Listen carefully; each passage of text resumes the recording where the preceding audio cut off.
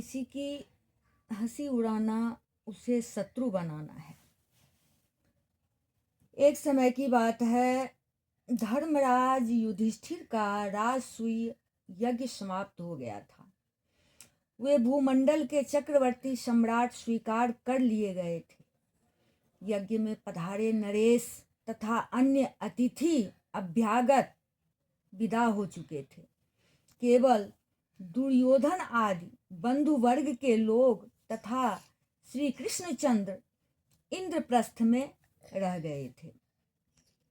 तो राजसूय यज्ञ के समय दुर्योधन ने पांडवों का जो विपुल वैभव देखा था, उससे उसके चित्त में ईर्ष्या की अग्नि जल उठी थी। उसे यज्ञ में आए नरेशों के उपहार स्वीकार करने का कार्य मिला था। देश देश के नरेश जो अकल्पित मूल्य की अत्यंत दुर्लभ वस्तुएं धर्मराज को देने के लिए ले आए थे, दुर्योधन को ही उन्हें लेकर कोषागार में रखना पड़ा। उनको देख देख कर दुर्योधन की ईर्ष्या बढ़ती ही गई। यज्ञ समाप्त हो जाने पर जब सब अतिथि चले गए, तब एक दिन वह हाथ में नंगी तलवार लिए अपने भाइयों के साथ पांडवों की राजसभा में कुछ कठोर बातें कहता प्रवेश हुआ। उस समय मैं दानव द्वारा निर्मित राजसभा में धर्मराज युधिष्ठिर अपने भाइयों तथा द्रौपदी के साथ बैठे थे। श्री कृष्णचंद्र भी उनके समीप ही विराजमान थे। दुर्योधन ने मुख्य द्वार से सभा में प्रवेश किया। मैं दानव ने उस सभा भवन को अद्भुत ढंग से बनाया था।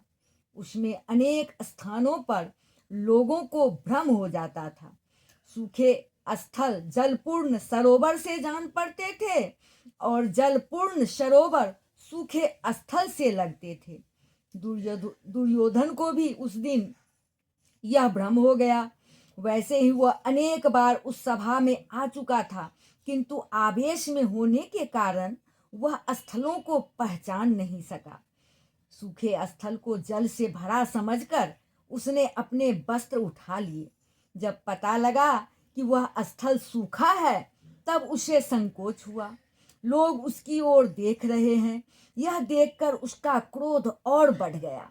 उसने वस्त्र छोड़ दिए और वेग पूर्वक चलने लगा।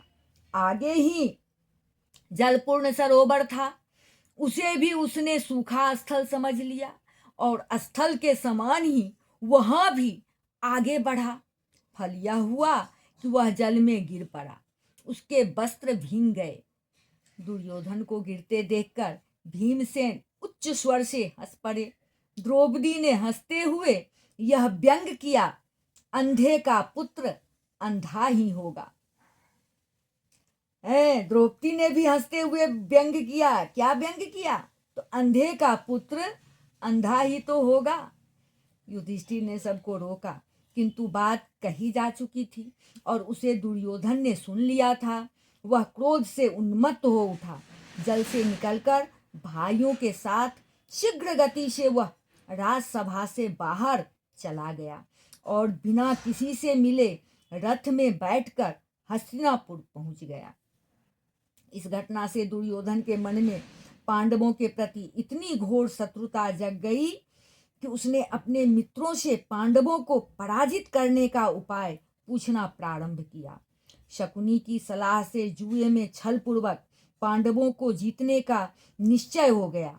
आगे जो जुआ हुआ और जुए में द्रौपदी का जो घोर अपमान दुर्योधन ने किया, जिस अपमान के फलस्वरूप अंत में महाभारत का विनाशकारी संग्राम हुआ, उस सारे अनर्थ का एक विशेष कारण भीमसेन और द्रौपदी का अवाच्य भाषण तथा उपहास भी था।